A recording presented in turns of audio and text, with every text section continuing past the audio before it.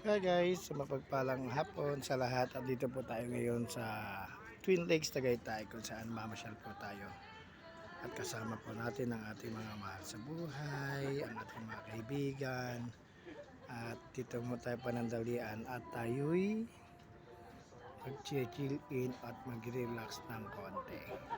Ayan guys, ang ganda ng taad at makikita nyo yung paligid ng Tagaytay.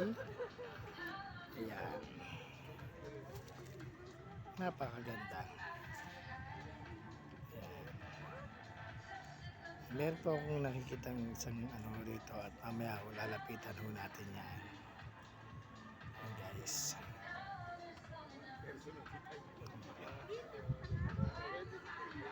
Actually kanina ko pa nakikita ho yan yung si tatay at nag-iisa ho siya rito. At mamaya ho natin lalapitan kasi mahirap pong lapitan baka mamaya ho titingnan muna natin.